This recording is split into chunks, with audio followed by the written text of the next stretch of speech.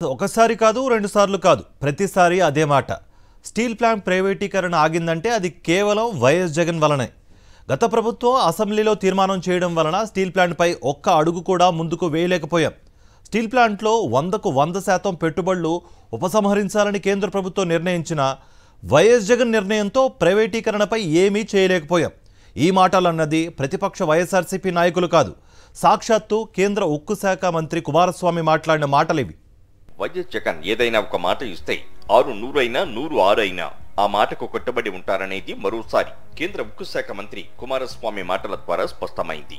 Steel plant ను ప్రైవేటీకరణ చేయాలని, స్టీల్ ప్లాంట్ లో 100కు 100% పెట్టుబడులు ఉపసంహరించుకోవాలని కేంద్ర ప్రభుత్వం జనవరి 2021 సంవత్సరంలో నిర్ణయం తీసుకుంది. కేంద్ర ప్రభుత్వ నిర్ణయంపై కార్మికులు బగ్గుమన్నారు. స్టీల్ ప్లాంట్ ప్రైవేటీకరణ చేయొద్దంటూ అనేక రూపాల్లో ఉద్యమాన్ని చేపట్టారు. కుర్మన్నపల్లి మార్చి వద్ద నిరవధిక రిలే నిరాహార దీక్షలు చేపట్టారు. వైఎస్ జగన్ ను కలిసి స్టీల్ ప్లాంట్ ప్రైవేటీకరణ జరగకుండా పూర్తి సహాయ సహకారాలు అందించాలని విజ్ఞప్తి చేశారు. ఉద్యమానికి అండదండలు అందించాలని కోరారు. ప్రైవేటీకరణకు వ్యతిరేకంగా అసెంబ్లీలో ఏకగ్రీవ తీర్మానం చేసి కేంద్ర ప్రభుత్వానికి పంపించాలని విశాఖ ఎయిర్పోర్ట్ లో సీఎం వైఎస్ జగన్ ను కలిసి తెలిపారు. కార్మికులకు ఇచ్చిన మాట ప్రకారం స్టీల్ ప్లాంట్ ప్రైవేటీకరణ చేయొద్దంటూ అసెంబ్లీలో ఏకగ్రీవ తీర్మానం చేసి కేంద్ర ప్రభుత్వానికి పంపించారు. ప్రధానికి 2 సార్లు లేఖలు రాశారు. విశాఖలో జరిగిన బహిరంగ సభ సాక్షిగా ప్రధానమంత్రి నరేంద్ర మోదీకి స్టీల్ ప్లాంట్ ప్రైవేటీకరణ చేయొద్దంటూ విజ్ఞప్తి చేశారు. వైఎస్ జగన్ ప్రభుత్వం స్టీల్ ప్లాంట్ ఉద్యమానికి ఊపిరి పోస్తుంది.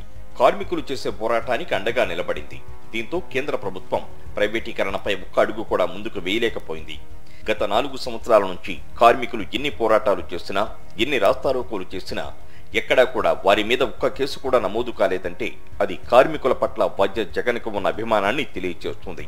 కేంద్ర ప్రభుత్వం ఎన్ని ప్రయత్నాలు చేసినా వైఎస్ఆర్సీపీ ప్రజాప్రతినిధులు పార్లమెంటు లోపల, పార్లమెంటు బయట కేంద్ర ప్రభుత్వంపై తీవ్రమైన ఒత్తిడి తీసుకొచ్చారు. కార్మికులతో కలిసి వైఎస్ఆర్సీపీ చేసిన పోరాటం విజయవంతమైంది. వైఎస్ జగన్ తీసుకున్న నిర్ణయం వల్లనే స్టీల్ ప్లాంట్ ప్రైవేటీకరణ ఆగిందని సాక్షాత్తు కేంద్ర ఉక్కు శాఖ మంత్రి కుమారస్వామి స్పష్టం చేశారు. ఒకసారి కాదు రెండు సార్లు కాదు అనేక సందర్భాల్లో ఇదే విషయాన్ని ప్రస్తావించారు. ఇటీవల విశాఖ స్టీల్ ప్లాంట్ పర్యటనకు వచ్చిన కుమారస్వామి కార్మికులు, ఉద్యమ నేతలతో సమావేశమయ్యారు. స్టీల్ ప్లాంట్ ప్రైవేటీకరణ ఆగింది అంటే అది గత ప్రభుత్వం వల్లే అని మరోమారు స్పష్టం చేశారు. గత ప్రభుత్వం అసెంబ్లీలో తీర్మానం చేయడం వల్లనే ఈ ప్రక్రియ ముందుకు వెళ్లలేకపోయిందని కుండబద్దలు కొట్టినట్లు పేర్కొన్నారు. వైఎస్ జగన్ అసెంబ్లీలో తీర్మానం చేయనట్లయితే స్టీల్ ప్లాంట్ పరిస్థితి మరో విధంగా ఉండేదన్నారు. కార్మికులు కూడా గత ప్రభుత్వం, గత సీఎం తమకు తాము చేస్తున్న ఉద్యమానికి పూర్తి సహాయ సహకారాలు అందించారని ఉక్కు శాఖ మంత్రి కుమారస్వామి దృష్టికి తీసుకువెళ్లారు. ఏదైనా జగన్ ఒక మాట ఇస్తే ఆ మాటకు కట్టుబడి ఉంటారనేది మరోసారి కేంద్ర ఉక్కు శాఖ మంత్రి కుమారస్వామి వ్యాఖ్యల ద్వారా రాష్ట్ర ప్రజలకు అర్థమైంది.